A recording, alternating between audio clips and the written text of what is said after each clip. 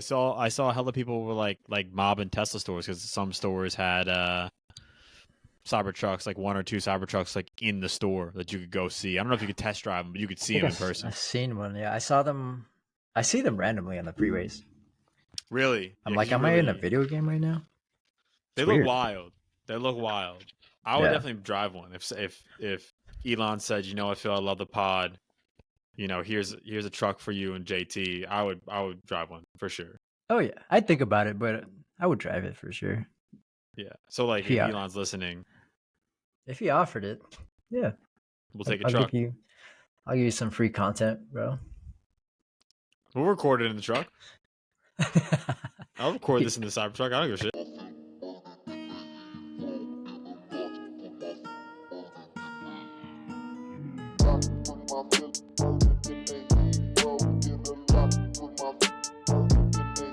Pushin Performance family, welcome to the show. This is about to be a banger. This is one of my favorite topics that we'll be talking about. But Phil, give us a little rundown of what they're about to learn.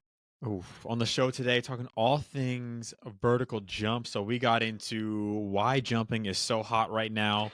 We got into why we feel that everybody should jump, whether you're a gem pop, an athlete, you're 20, you're 60, why everyone should be doing some form of jumping in their training. And then we got into some principles of how to set up a vertical jump training program. So whether you're new to this or you're, a seasoned vet with programming jumping, we got some good advice, some good tips, some practical things that you can take. Let's jump. Let's jump straight into it. Let's jump.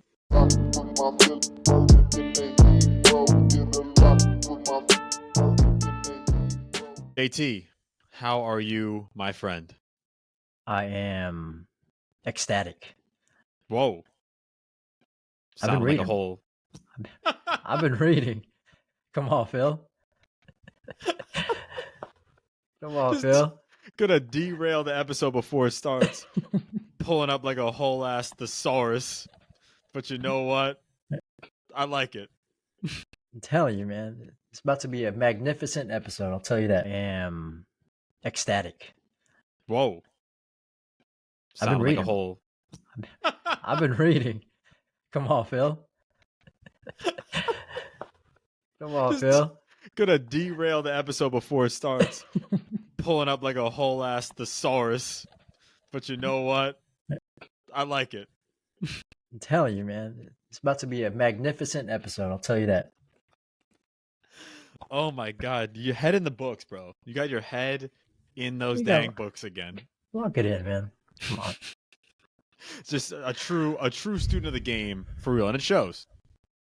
It's showing. But I'm excited to jump into this topic. I figured I'd beat you to. Nah. I beat you to it. You could have it. Even though you said it right before we started recording. You could have it. But in today's episode, we're going to get into vertical jumping and why we personally feel like everybody, regardless of who you are, what you do, you should be performing some variation of a jump, bound, or hop. I don't know how deep we'll get into classification. We'll probably just talk about this more from like a more general kind of global perspective. But I don't know if it's the same for you. But at least on my algorithm, in my echo chamber, I feel like everybody and their mama talking about jumping and training like an athlete. Whether it's from a longevity perspective, whether it's from a general health perspective, whether it's just straight up for athletes. But I feel like, similar to how isometrics kind of had their time in the sun throughout, early pandemic to maybe a year ago. And now I feel like plyometrics are the hot topic on the streets of strength and conditioning right now. So for you, JT, why do you think plyometrics are so hot right now? Actually, I don't even know. I think it is your algorithm. Is honestly, it me? Is it just me? I don't really have it on my feed. It's just my feed's like just basketball and corgis. Yeah. So I think I probably need to switch it up a bit. But yeah, I don't know. Tell me more about like what do you see exactly, and what is it being, or how is it being communicated? I think it's mostly like, hey, if you want to remain athletic or maintain your athletic ability as you age, then you got to jump, you got to sprint, you got to change direction, you got to do all this stuff. So I think a lot of it's communicated more so towards the general population. I do see some like random TikToks or reels where it's like, if you're an athlete and you train like a bodybuilder, I have no respect for you. You should be jumping like this. And I'm like, dog, who the hell is this content for? Like, what are we really, who is this? What are we doing here? How does this content keep being made? But an overwhelming majority of what I see is like, more so it seems like education to coaches like us, or to just, regular everyday adults, age, 18 and up, who maybe don't play a sport anymore. And it's like, hey, you should still be jumping in your training if you want to stay athletic. And I again, probably just my weird algorithm that I'm sucked into, but that is a lot of what I'm seeing. And like, in all honesty, I love it. One of the few things I love to see is content like that. And that kind of like sparked a lot of some of the rationale behind like me wanting to have this conversation. And the other side of it is like knowing us and knowing how we program and our biases, kind of what we're into and what we have people do. Jumping is always going to be a part of that. Yeah, no, it's interesting. I'd love to see a little bit more about how it's being communicated. I think at the end of the day, it's cool. It's cool to hear that it is a topic of discussion within our industry. It almost feels like it's another swing in our pendulum, right? I think early on it was bodybuilding, and when we first started, we really be on the map. If that would be how it would be communicated early on, to now, like, hey, be more athletic is kind of from what I'm hearing. It sounds like that's what's being emphasized. But like you said, like, who are you speaking to exactly? Because if you say, like, even right now, if we're saying everybody should vertical jump, but then, or do some type of jumping, but then somebody on the couch who has not worked out in 10 years or ever starts jumping, we're wrong. We you should not do it right now, right? Step jump, 30-inch step jump off the couch, bro. So there's some like context that we need to provide there, but and hopefully whoever is communicating is providing it, which I highly doubt. But I think the principle there is like you should improve your athletic qualities as a human being.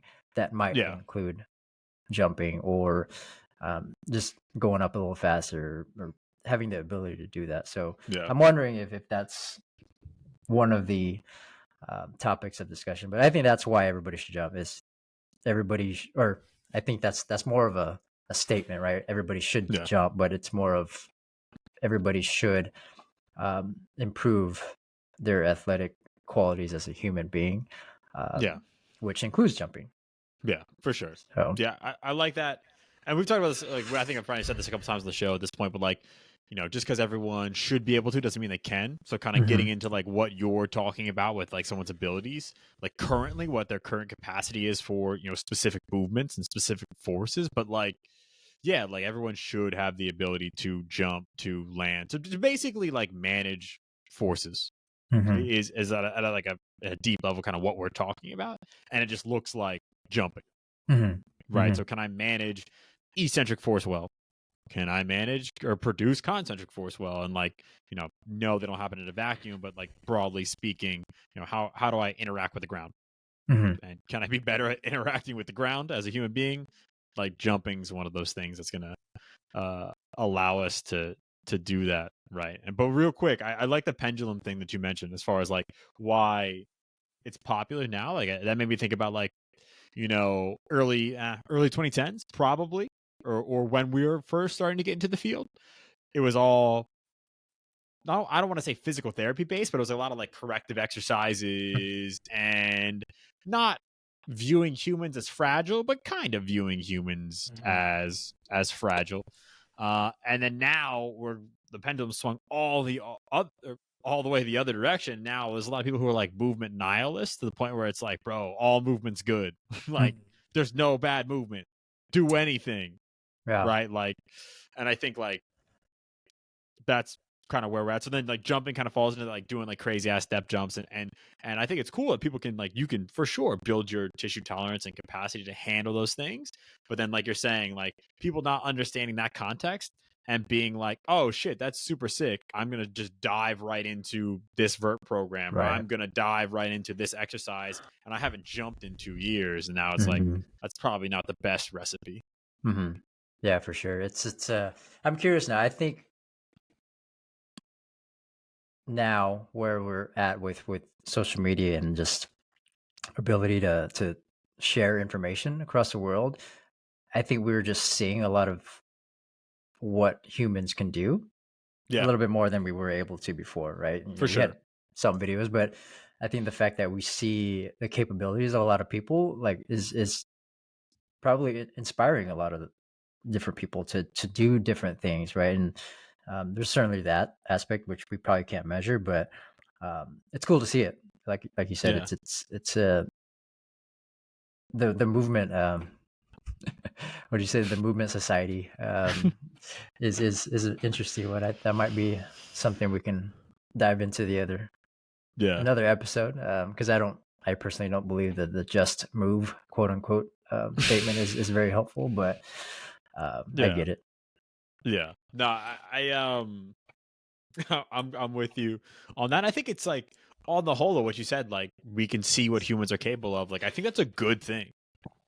And my own personal perspective, like, I'll hear people make blanket statements like members of the general population should never depth jump, members of the general population should never sprint, members of the general population should never Olympic lift, like whatever, blanket statements like that, basically looking at, so you could call it a risk reward ratio for performing those movements and injury. You could look at, based on their, generally speaking, their current capacity, so what they're currently capable of right now in relation to those movements. But I tend to have a more like infinite mindset around training, where it's like, hey, you can't put your hands over your head right now, but like, there's no reason you can't snatch in 2 years, or like a year. 2 years sounds like forever. A year, like, hey, you can't do a box jump right now, but by the end of the year, let's get you there. Like, why not? Mhm. Right? Like, Yeah. why have a closed, fixed mindset around like what someone's capable of? Like, you have no idea what they'll be able to progress to. Right. So, you have to be, yes, you have to be intelligent about that process of progressing them towards, that movement. Hmm.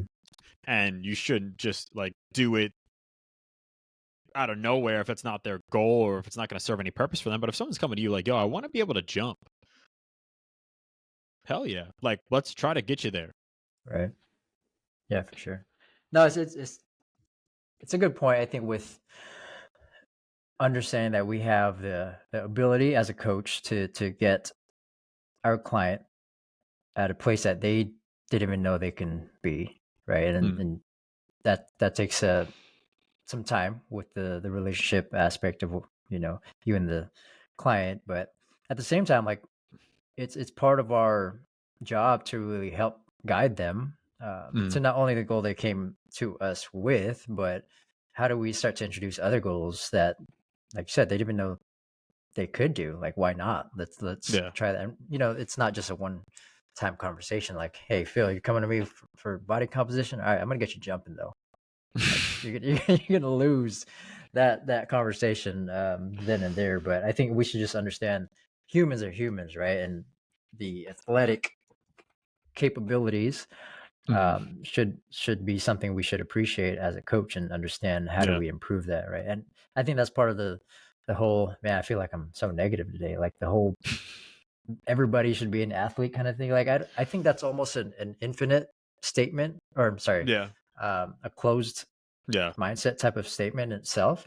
I know the sentiments there are, positive, and like it's Yes, empowering people to for be like sure. an athlete, but I think it should be reframed to, let's improve your athleticism, because Hmm. everybody has some type of athleticism, and if you were to just say, hey, go, you should be an athlete, you're going to turn off the people who just have what they think is an athlete in their head, and like, no, Yeah.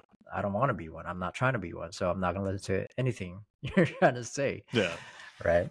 So it's I think those were, one of the apprehensions that I had as I was programming, for a lot of my clients is my communication, really, is my verbiage, my vernacular. How do I speak to what we're talking about now, like vertical jump? Is very intimidating. That word alone, vertical jump, Yeah. for a lot of people, even people who work out. Really? Okay. So like when let's just dive right into that. Like so when you're, knowing you and knowing how you program and knowing that you run like a full on vertical jump class, have vertical jump programming specifically for that end. And even with the people that you work with outside of that, you're still, jumping, doing plyometrics, things like that. Also, when we say jumping, we're just talking about plyometrics. But like anything like a non-counter movement jump falls in there. Like it's not just things that utilize the stretch shortening cycle. Any sort of jump where you're projecting your body or landing, we're just going to throw in that jump bucket. But back to the question, what kind of pushback do you get from people? Like what's the general themes that people kind of come back to you when you're like, hey, we're going to try this exercise, and they're like, no. Yeah. Like what sort of things are they saying? Top of my head, I think a lot of the initial thoughts come from the association of certain exercises, right? Vertical jump, broad jump, doing something athletic in nature and how it looks. It's very intimidating for somebody who's not really trying to do that specifically, if that makes sense. Yeah. So I think the apprehension is, for one, like I said, I'm not an athlete, so I'm not going to do it. That's, going on in people's heads. Two, like, oh, it's kind of scary. I don't want to get hurt. Yeah. Right. There's that injury prevention aspect, or like that the thought of being injured from that like standpoint, it's right? just straight up fear. Because a lunge or a split squat looks a lot safer than like a scissor jump or whatever you want to call those things. So, like the fear, the general association of exercises or words are certainly two things that just hinder people from even thinking about improving their athletic qualities. Yeah. I love that. Yeah. Similar to what I've seen, I think some of it's just like a mismanagement or mismatch of expectations. Like when I say fitness, everyone's going to have a picture in their mind of what fitness is. Like if you're coming to a strength class, you have an image of your mind of what a strength class is. And I think when you start doing things that are like quote unquote athletic, or what people might deem as like for athletes, well, then we're starting to get a mismanagement of our expectations. Like, oh, I didn't think this class was about this. Or I didn't think this exercise is for me. And they don't necessarily see the connection from plyometrics, jumping, whatever you want to call it, to just everyday life, aging, activities that you want to do as a human being. Like they're not seeing the link between the qualities you develop and jumping ability, because like for an athlete, it's pretty straightforward. It looks athletic, it looks like sport, easy sell. Like it's not hard to get them on board with that, because it looks like damn near what they're doing in their sport. And it's easy to explain it. It's easy to provide context for them. But for a member of the general population, it's like, this doesn't look like hiking. This doesn't look like falling and catching myself. Like this doesn't look like increasing bone mineral density. Like this doesn't look like any of the things that it's going to do for me. So it can be harder for us to contextualize it for the people that we work with, knowing that like that's a lot of what we do. Right. Is contextualize things like, hey, this is why we are doing this, and this is why it matters for you. Yeah. No, right? I So think jumping becomes that. Once you mention like the connection, that context matters. It always matters, right? So there's that side of the spectrum that we're talking about, of people who don't want to do it. They from those reasons I mentioned, and there's people who are doing it, but for different reasons of why they should be doing it, right? I think of HIIT, not to say HIIT is bad. High intensity interval training is bad per se, but the intent for certain exercises are probably not suitable for a lot of people, right? So for example, max squat jumps for time. Like if it's somebody's first time in class ever working out, and they go straight into that, and they can't even do a squat. Why would we think that they can do a squat jump, effectively? And Yeah. we might not see the ramification for that like then and there, but over time, we probably just won't see them at all if that's what we're gonna do. For sure. So I think there's that connection of what people see as athleticism that's incorporated in different group exercise classes. Here's a list of group exercise classes, but I think if we start to understand the intent behind these plyometric type of exercises, that gives us as coaches a better way to contextualize that training and how it can pertain, or how it can be beneficial for them, right? But going back, I think if we can pull up the video of that I saw, that was baby. I wouldn't say it's funny. I don't like saying it's funny just because somebody got hurt there, but I think it's more of like an embarrassing moment that we can share. Like if we were in that moment, like damn, I'd laugh. I would laugh at myself, and hopefully that guy is too. But it was like a good illustration to kind of show like the importance of including plyos in your life. Like I don't know if anybody saw this, but yeah, if you just read that caption, just you get one chance to win $55K, shoot a half court shot, and just that was just one time shooting in his life, shooting a half court shot. But is he gonna play again? That's such, run it back. Just such a tough out, man. I mean, in the Staples, airball the half court shot, and then just absolutely crush her calf. R.I.P. Luckily, no torn Achilles, no torn anything. Just a little tweak for my guy, but not looking good on one shot. No, but to be fair, there's been thousands of people who do this, and they do this every game, and this might have been the one time. Yeah. Like we've seen something like this, but it just goes to show that one time can change your life. Right? You don't want to be that one time, or that one incident to, instead of winning $55K, you're paying $55K for the physical therapist. Right? Literally. Yeah, you just took a massive L, huge swing in your financial situation. Now you got medical bills. But it's girl tough. left you because she embarrassed.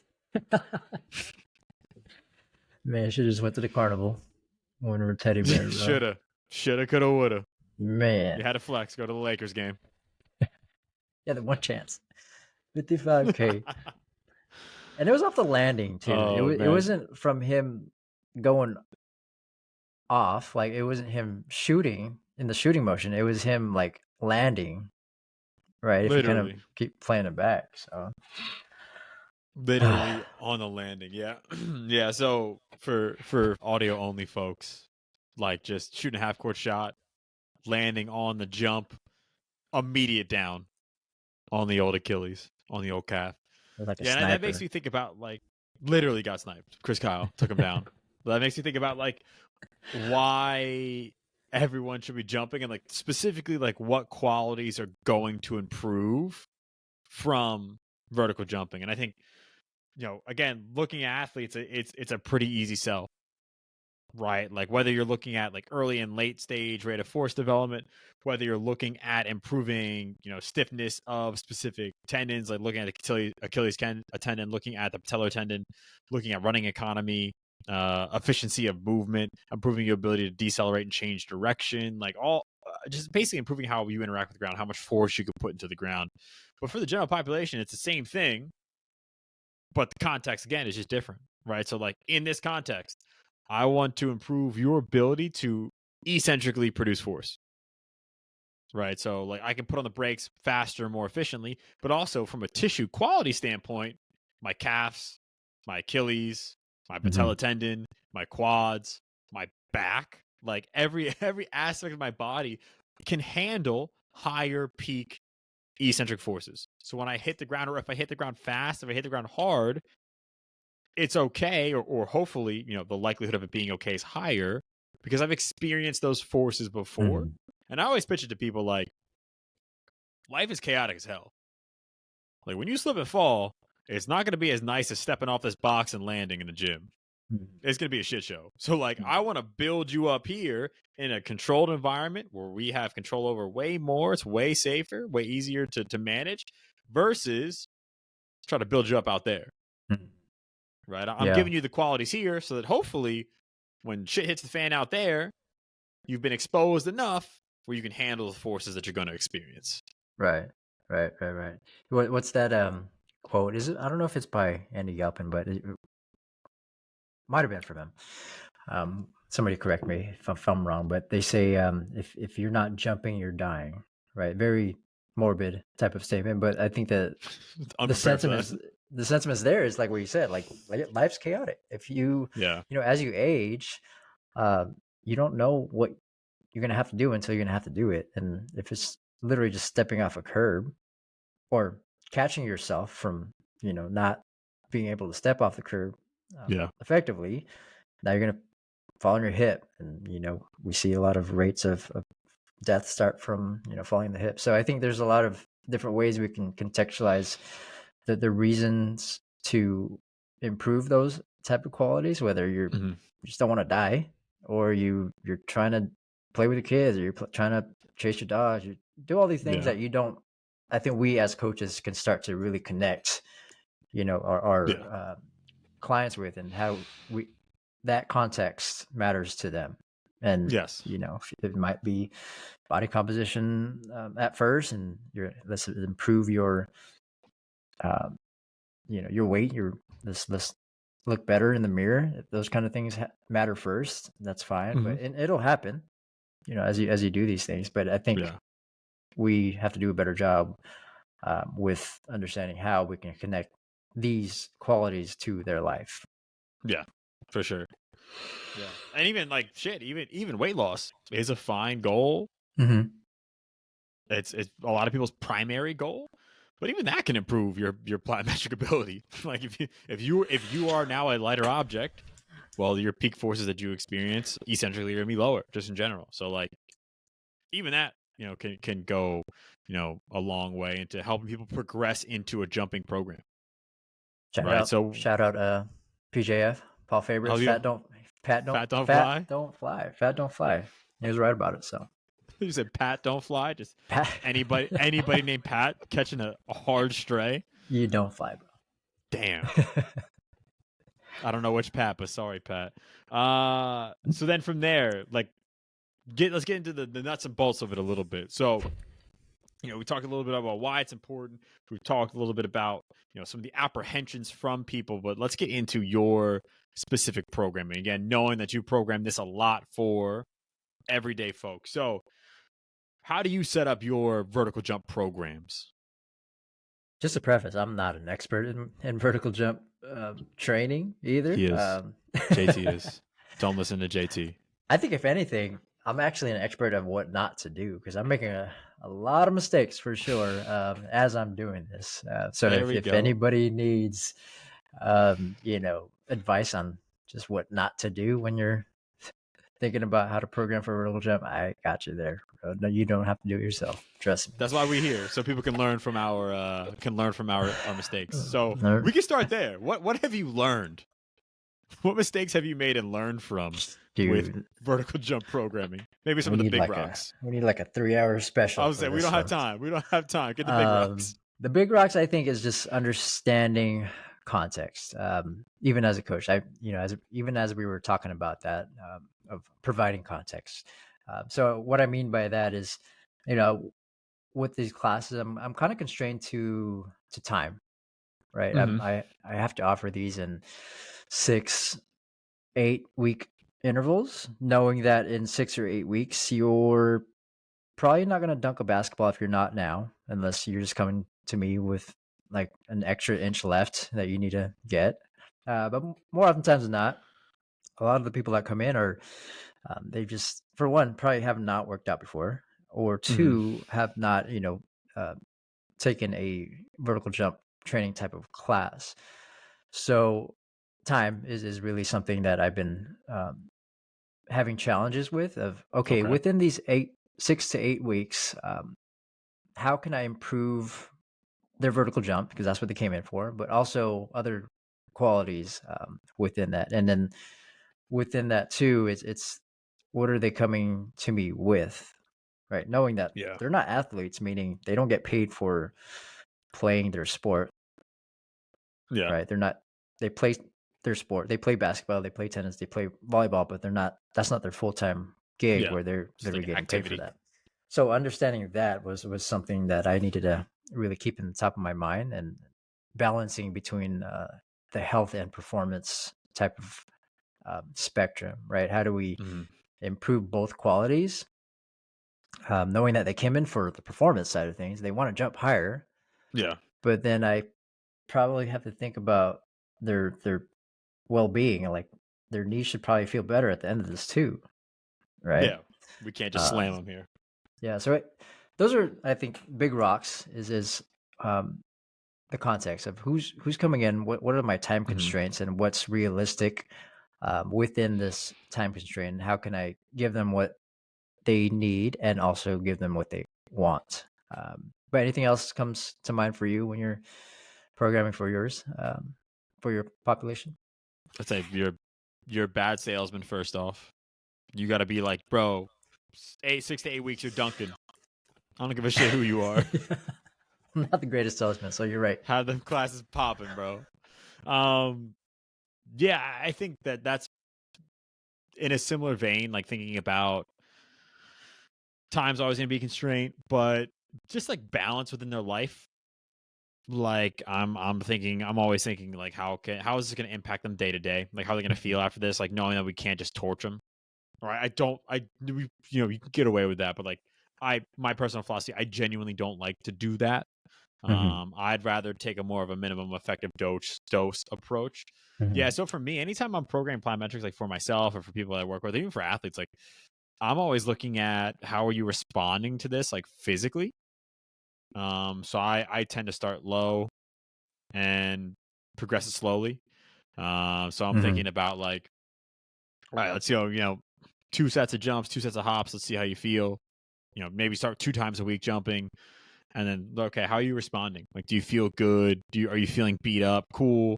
Let's add more volume. Cool. Let's go to 3 days. Cool. Let's go to 4 days. Like, let's progress the volumes and the intensities over time based on how they're feeling.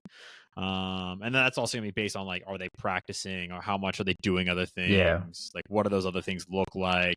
And try to make it all fit within their lives. But I think like, at least for me, anecdotally, like plyometrics especially, like everyone responds so differently.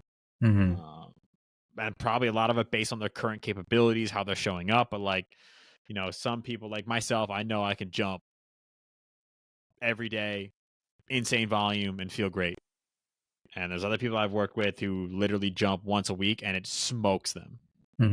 So it's just like a lot of factors at play, whether it's neurological, whether it's or neuromuscular, whether it's just pure tissue quality, whether it's like psychological, like they view the exercise as challenging, so it leaves them feeling more drained. Like it could be so many different things, but at least anecdotally for me, I feel like people respond wildly differently or can respond wildly differently with plyos. So I tend to, especially with any sort of jumping exercise, I'm always guessing and checking like really hard. Like for strength, I feel like I have a more general idea of like, yeah, we do 3 sets of 5, you're gonna feel pretty good. Like some people might be more sore or whatever. But for like jumping, if we do like 3 sets of 5, each leg hopping, like some people might be dead tomorrow. Like I don't know how the hell you're gonna show up. Yeah. No, I mean, just to kind of clarify, when you say how people respond, you're really talking about the way how their body responds, right? After the day after, the week after, just so the audience knows when you say respond, like that can also mean like Phil, I ain't doing this, bro. Give me something else. Bro, this is stupid as hell.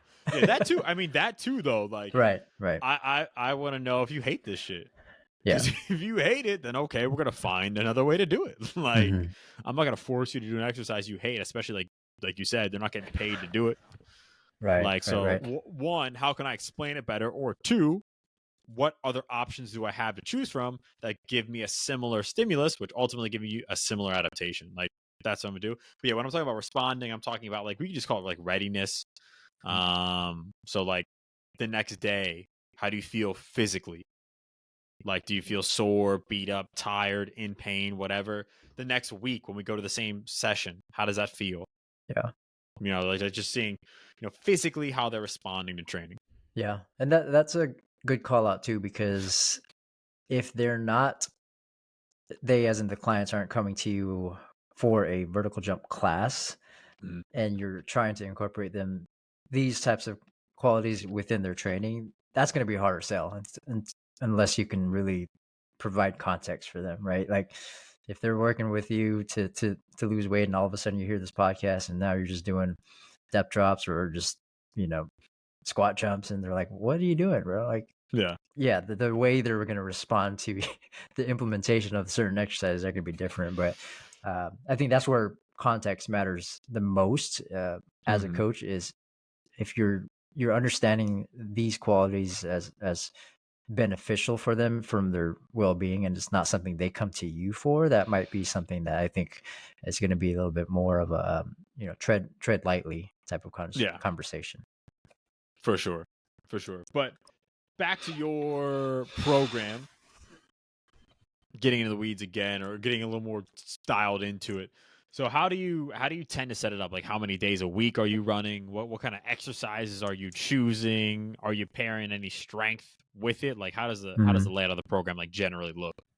Shoot, that's like the conversation I'm having every day as I'm programming this. But essentially, it's right now it's been 2 days a week for 8 weeks. So these 2 days that they're with me is really figuring out what foundational characteristics I can start to improve on them, or start to improve for them individually. And I think I have 6 to 8 people max within these classes, and it's that's been a challenge too, of just understanding how to really individualize this type of program, because that's something I need to do. Like, you have to really individualize this type of training if you have a group of people you don't know that are not a team per se, even though you should probably do that too there. But I think understanding the individual characteristics of the people has been something I've been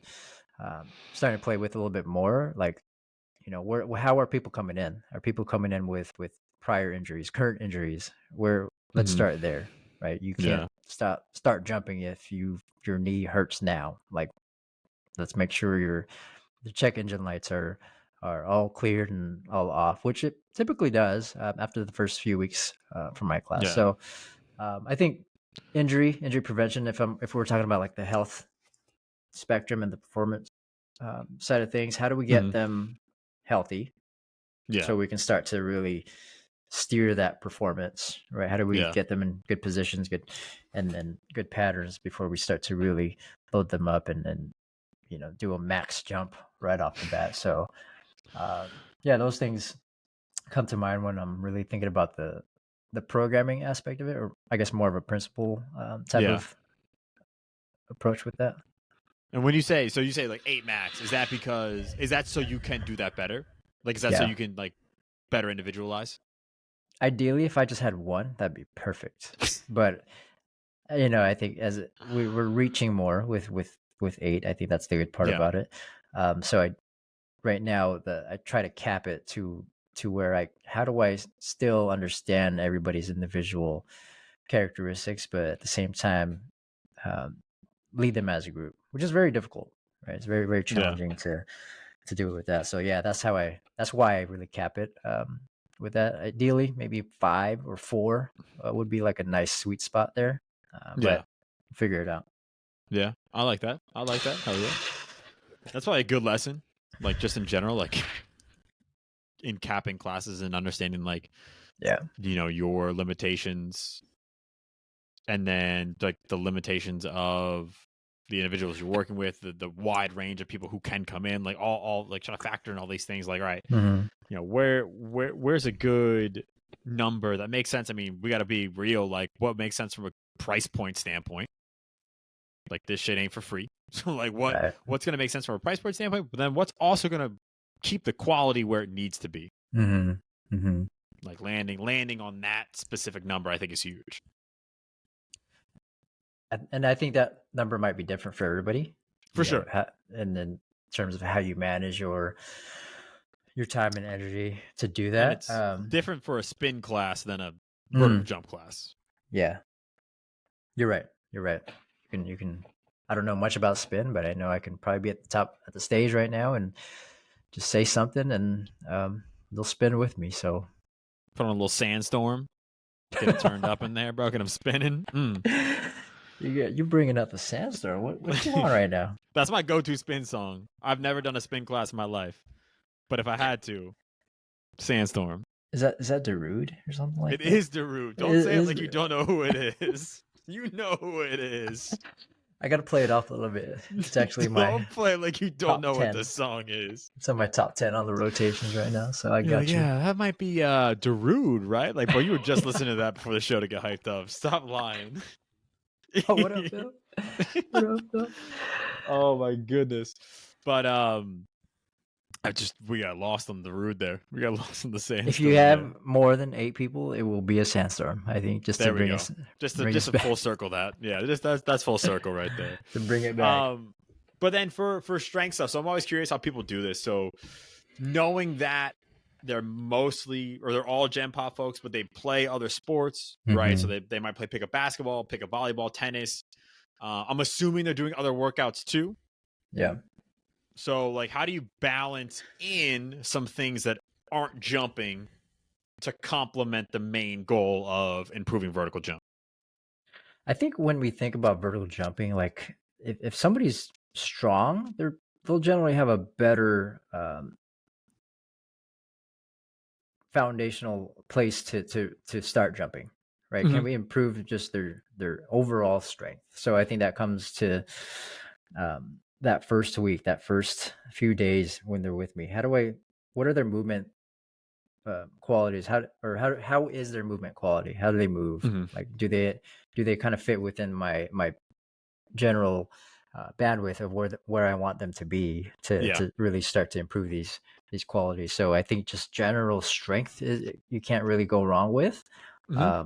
And I mean, if I were in that position, which I just played a lot of basketball, probably 3 times a week, right? And I try to improve my vertical jump. It also meant I didn't have time to really go in the weight room. So I hear that from a lot of my people. They'll say, yeah, I play basketball, 2 or 3 times, and that's on top of the 2 or 3 times they're with me, meaning there's not much stuff going on from a resistant training type of standpoint, right? So I think going back to what you mentioned, the balance, how do we balance certain things? And one of those things that I'm trying to balance is that strength portion, right? How do we just get them stronger in certain positions, or just stronger human beings overall through certain movements that we'll be doing later. Yeah, I love that. I absolutely love it, man. Yeah, it can be a tough sell for folks too, but I think like you just did, like providing context, like of here's why we're doing this, and here's why we're getting stronger. Here's why we're lifting weights. Here's how it impacts you, either from like a physical quality standpoint, and how it relates to vertical jumping, or how it impacts you from a positional standpoint or pattern standpoint. Like, hey, let's get you better at moving, because this is going to allow you to do X, Y, and Z, or really allow you to organize in the way that I want you to when you're either jumping, landing, whatever it might be. And then when we're jumping, like, we're in weird positions. It's like at certain times when you're jumping, right? Especially in sport, life. Oh yeah. In life, actually, both in life and sport, right? If you're stepping off a curb, kind of weird, and you got to catch yourself with the other foot, you're not in the nice, reverse lunge with weights up here, you're stacked up. You're looking wacky, right? You gotta get to that goal of just not getting hurt in that aspect. Or if you're, in sport, you're trying to grab a rebound, like you're boxing out, your butt's back here, but you got to go jump out here because you're boxing out somebody behind you. So how do we get used to jumping in non-optimal positions? And that's something I'm starting to think about, is like, what positions are people jumping in? And how do we get them strong in certain in those positions? Yeah, I love that. Like, I'm thinking about like how chaotic is your sport, right? Like, basketball's chaotic as hell. Like basketball's one of the most chaotic sports. Football's chaotic, but like life's chaotic. But like, how chaotic is your sport? Like, how much variability and movement is there going to be? Yeah. How chaotic are you as a player? Like, what is your play style? Like, what does that stuff look like?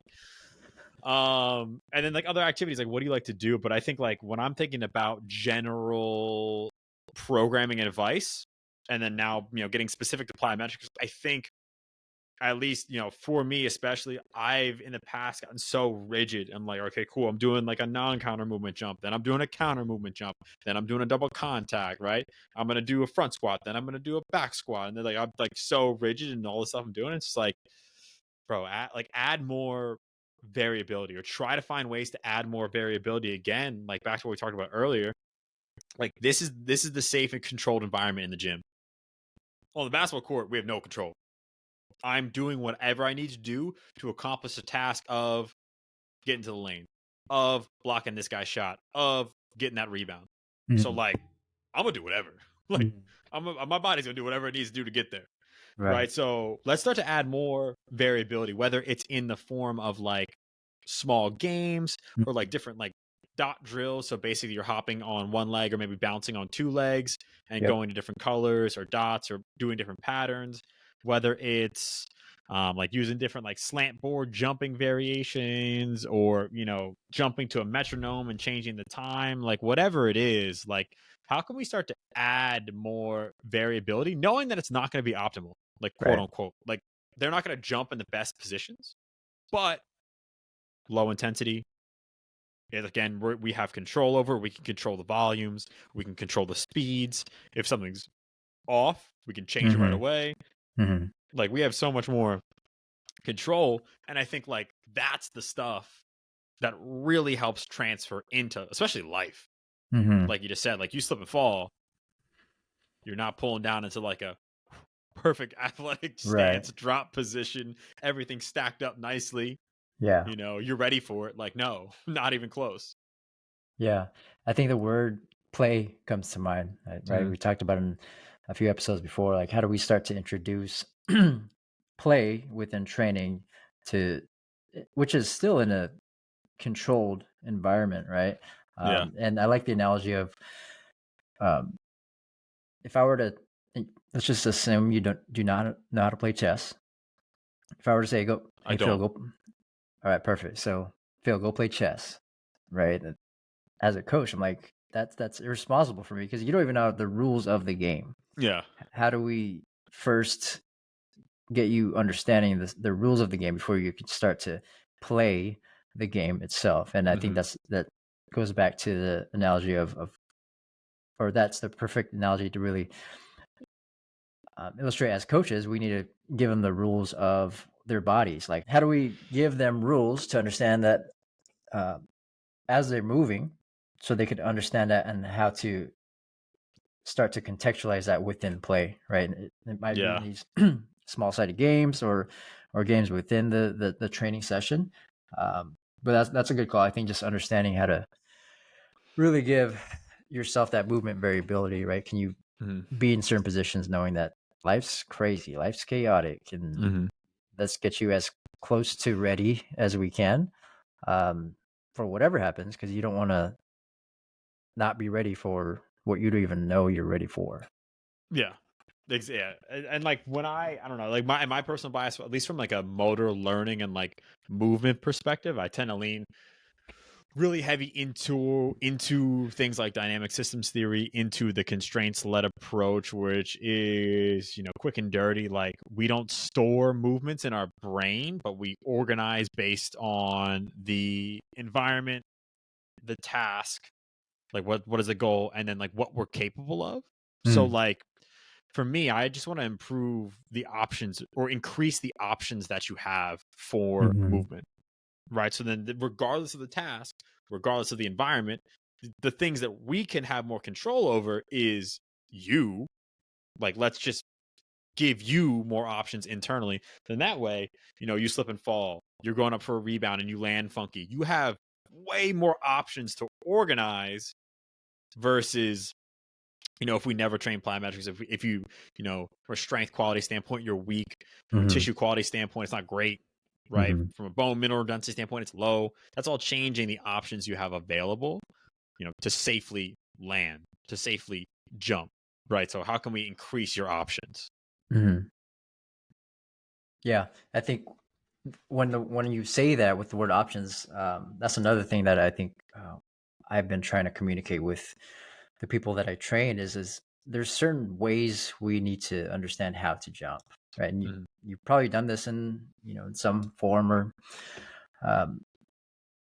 within certain sports, right? There's jumping off of one leg, there's jumping off of two, there's running, from a start to a jump. So different ways to really do that. And like you said, how do we give them options from a movement quality or movement variability standpoint to really get to that place of doing that? But I think I know we talked principles a little bit. Just curious with your thought process and your understanding of general plyometrics, what are just general principles that we can start to think about when we are starting to incorporate this within our training, or if it's already in there, like how do we really start to pull out of that and really look at those pieces? Like, am I actually targeting these principles within this program? Yeah. And I like the call out of like, you saying how many different ways there are to jump. Like, it's infinity ways to, like, you could damn near change any plyometric and do anything. So like, I think that it can get super confusing to like, why am I doing this like hop variation, or why am I doing this step jump? Like, what is happening? Like, and I think like from a principle standpoint, always understanding like what you're trying to do, like what's the problem I'm trying to solve, what's the adaptation I'm trying to get from this movement. But I said it earlier, the biggest thing in line with kind of guessing and checking is start at a lower intensity, a lower complexity than you think, and progress slower than you think.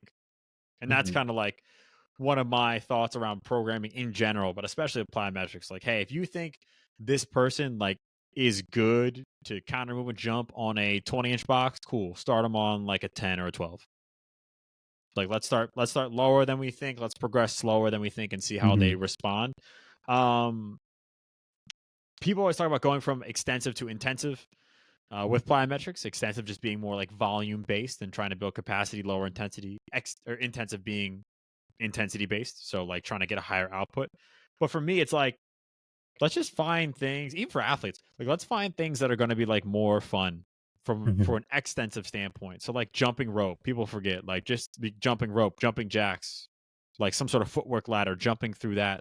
Something that's like light, rhythmic, volume based can be a solid introduction for people to into jumping. Like, again, starting low volumes, progress slow into it. And for me, it's like, just do it as an extension of the warm up is probably the best starting point. So you get through your warm up, and this would be like the first thing you do right before a lift. If you've never programmed plyometrics before, right? Cool. Like, let's get 1 minute of jump rope in, or like 2 sets of 30 seconds of jump rope. Then we'll go lift. Sweet. Like, just something to start to introduce them into short ground contact times, into using the stress shortening cycle, into organizing their body in that way, especially if they haven't in a long time. Right. But I think for coaches who are already doing it, it's like taking a step back and then asking, like, why am I doing this specific variation of movement, right? Is it to increase outputs? Is it doing that? Great. Is it to increase outputs on one leg? Is it to increase like tissue tolerance? Is it to increase variability? Like asking why you're doing something and knowing like I always see these like crazy different plyometrics exercises where you do like 2 hops and then a box jump and then like a lateral bound, do a medicine ball throw, and it's like, just because you're checking a lot of boxes doesn't mean you're doing those things well. Mm-hmm. Like let's pick our battles here. Like let's all right, let's have one goal for each jump or one goal for each exercise and like stick to that. Yeah. And try to fully understand what it is that you're doing. Yeah, for sure. And I think that calling out the importance of the extensive type of plyometrics is really something to really think about when we're training with the non-athletic or non-athlete population, right? Your gen pops, because a lot of injuries come from spikes, right? If you go out for a run or if you go play basketball just to, I don't know, 21 with your friends and you haven't played in years or months, the spike of workload there is gonna start to give patellar tendinopathy, Achilles tendinopathy. Damn, thank you for agreeing with me. Thumbs up. It starts to induce those types of injuries. So I think that the benefits of the extensive type of plyometrics, just from a injury prevention standpoint, is not really talked about enough. So it just controls or it gives people options and more what's the word I'm looking for? Exposure to that type of jumping. But just wanted to make sure we call that out because injury is really something that people need to really think about a little bit more. Injury prevention, anyway, within this type of program is something that is pretty important. And again, for context, when you say spike, you mean like spike in training load or like spike in volume, spike in intensity. Yeah, if you're jumping now for a very high intense type of training and you haven't jumped in a long time, then you're probably going to develop some type of tendinopathy or issues, because I've been there and there's a lot of research that supports that too.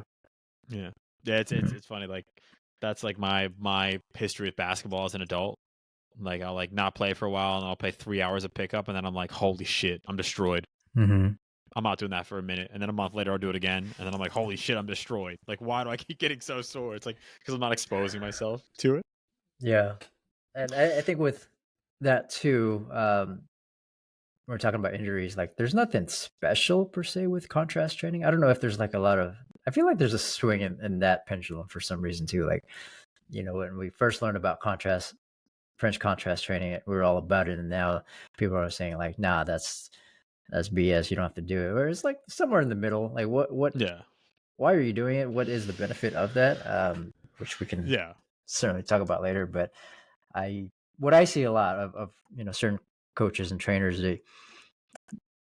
they just go, let's just say they do a heavy set of back squats and all right, let's get into some box jumps. Boom, boom, boom. Right. Like, I think there should be a little bit more of a rest time for sure. I think studies show up to 8 minutes, to 6 minutes. Actually, like that's one thing that's always you just awaken something in me. But like that's like one thing that always drove me bananas is like when we're looking at like post-activation potentiation or pairings, like in a lot of the research, they're resting for like at least 1:30.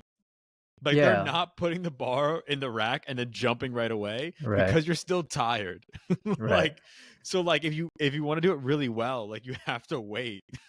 Yeah. You're not but like the potentiation effect can last for like 10 minutes, 20 minutes. I think it was up and to probably like longer, 8 to 10 minutes, but we don't have that much time and whatnot. So exactly. I think just resting after that, I think you will see the same benefits, and they're not tired and they can give you the same intent there. So maybe we should save that for another episode of like things that need to change. Stop pairing everything together. Yeah. But shoot, I think we talked a lot about a lot of jumping, and hopefully some principles can be taken out of this. Yes, sir. I think this deserves a part 2. I want to talk about this a little bit more. I think we can dive in a little bit more with exercises and actual programming, how it's structured within the days and within the weeks, because for sure I want to see more people include this in the programming, right? in a very thoughtful and effective manner. Plus, I didn't even get to talk about the research in old people. Part 2. You know, I want to talk about 70-year-olds doing depth jumps. It's one of some of my favorite studies in the world. Yes, let's do that, please. JT, where can people find you? CoachJT.mp3 on IG. Love it. You can find me on IG at Nashville. You can find the show on Instagram and YouTube at Pushin Performance with no G. As always, if you love the show love how you're supposed to. Drop us a subscribe, give us a 5-star rating. If you really love it, leave us a comment and share it with a friend, a colleague, a family member, whoever. New episodes dropping on YouTube and wherever you get your podcast every Friday. So we will catch y'all next time.